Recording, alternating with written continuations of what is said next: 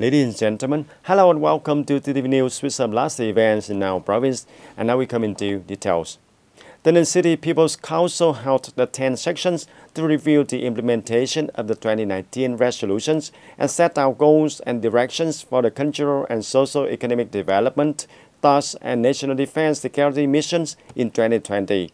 Mr. Nguyễn Mạnh Hùng, member of the Provincial Standing Party Committee, secretary of the Tây Ninh City Party Committee, attended the sections on December the 12th. In the opening speech, Mr. Thành, chairman of the City People's Council, stressed that the sessions concentrating on discussing and reviewing the 2019 achievements, debating and voting on important issues in 2020. The sessions also ratifying reports and nice resolutions. The question and direct answer session in groups of issues are concerned by many voters and delegates. According to the assessment of the City People's Committee, in 2019, the localities has completed 13 out of 14 targets set out by the resolution of the People's Council, in which the targets are all exceeded. The total state budget revenues were estimated at over 615 billion Vietnam dong, reaching 130% of the estimate. According to the assessment, thanks to focusing on well implementing the urban construction and development investment, so far the city has reached 78.5% of the criteria of urban areas upgraded second. The cities also implemented measures to improve the quality and efficiency of administrative procedures. The situation of political security, social order and safety in the area was maintained. The 10th session lasted 2 days, December 12 and 13, 2019. The Institutes of Transport Science and Technology, coordinated with Tây Ninh Departments of Transportation, recently organized a training course for foster new technology solutions and instruction on technical handling in the field of construction of transport infrastructure for officials and employees of Departments of Transportation and Infrastructure and Economy divisions of districts and the cities in the province. During the 2-day course, the trainees were given information on a number of topics by lecturers from the Institute of Transportation and Technology, such as researching solutions in designing and executing reinforced plastic materials in construction of highways, solutions for using steel slabs as the foundation and pavement of motorways, solutions for designing and executing bridge surface coating in Vietnam, solutions for checking and repairing damaged precessed cable in bridge constructions, and studying solutions to regulate traffic on the main access network to reduce congestion in urban areas. Speaking at a training course, Mr. Nguyễn Hồng Hải, Deputy Director of the Department of Transportation, said that recently the industry has proposed many solutions to strengthen the quality management of the maintenance of transportation works in the province, including extending the warranty periods to increase the responsibility of the contractor, thereby improving the quality of the works.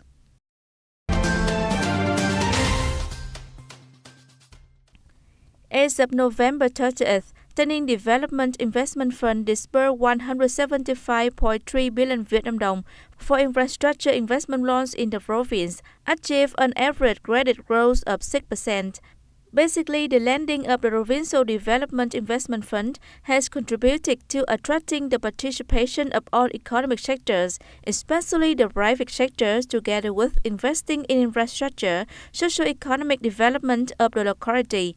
However, compared to the existing capital, the outstanding loan is over 160 billion Vietnam dong, accounting for 30%. Currently, the fund's capital is over 524 billion Vietnam dong, of which the provincial budget has granted 506 billion Vietnam dong, still low compared to the current investment needs of infrastructure projects. It's expected that in the next 5 years, 2020 and 2025, the total capital of the Development Investment Fund strives to reach 1,000 billion Vietnam dong from the annual budget and deduction from the annual Development Investment Fund in accordance with the provisions of the government. Tây Ninh Province on December the 12th held a preliminary meeting on implementation of the first phase of building residential areas adjacent to the border military position in 2019. Mr. Yu Van Thang, Vice Chairman of the Provincial People's Committee, heads of the Steering Committee for Building Residential Areas adjacent to the provincial border military positions, Colonel Hoàng Đình Trung, Deputy Head of Politics, the 7 military regions, attend the meeting. Pursuant to the Plan number 812 dated April 1, 2019 of the Military Region 7 Command on the construction of residential areas adjacent to the border militia position in the area of military region in the first phase in 2019, Tây Ninh Provincial Military Command has started construction of residential areas adjacent to the border militia position in Thành and Thành districts. Beneficiaries are voluntary complexes including 6 households of permanent militia soldiers, 3 households of reserve army men, 1 standing army officer in difficult circumstances without houses and production land. Total expenditure to ensure 2 residential areas is over 3.8 billion Vietnam dong. Up to now, 10 houses in 2 border residential areas have been inaugurated, handed over to households. So far, households have gradually stabilized and peace of mind to live in new places. Speaking at the meeting, Mr. Yu Van Thang highly appreciated the coordination between the Provincial Military Command and districts in starting construction and handing over residential area for households to use.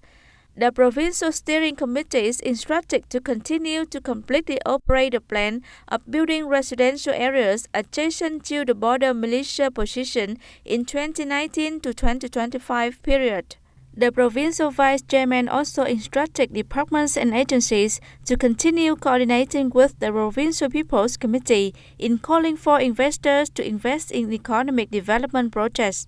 In order to create favorable conditions for people in the residential area, besides, the local party committee must also do well the propaganda and education to raise the awareness of the people in the residential areas to actively produce and improve life, contributing to building and stabilizing the border areas.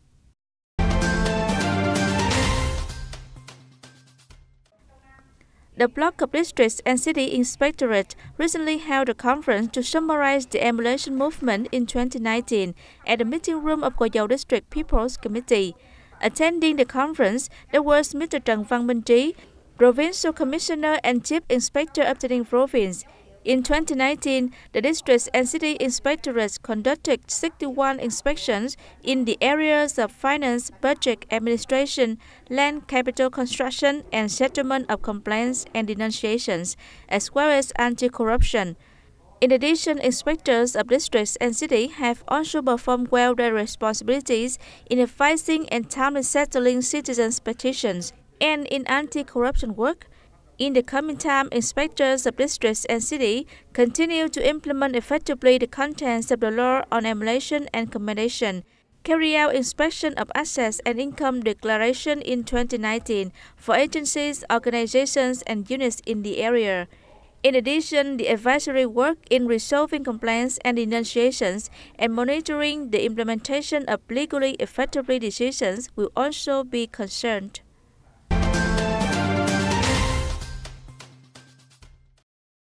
The People's Committee of Thành District recently organized a conference to implement the plan for the Lunar New Year 2020.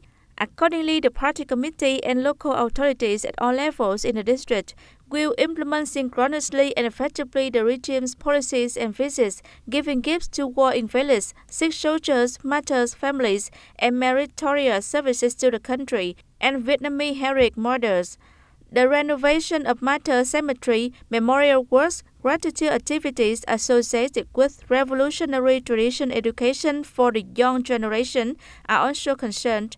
The district will also fully implement the regime for social protection subjects, giving gifts for poor families, lonely elderly people, disabled people, children in extremely difficult circumstances to have better conditions to enjoy that holiday. In addition, the authorities will also organize visits and present gifts to patients being treated at the district health center, urban construction sanitary workers, disabled children, blind children, and religious organizations in the district. All levels of the government and functional forces are implementing plans and solutions to ensure political security, social order and safety, organize meaningful and practical cultural and artistic activities and sports to celebrate Spring Festival 2020 and to mark the 90th anniversary of the founding of the party. And that's all for the news of today. Thank you for joining us and see you more next time.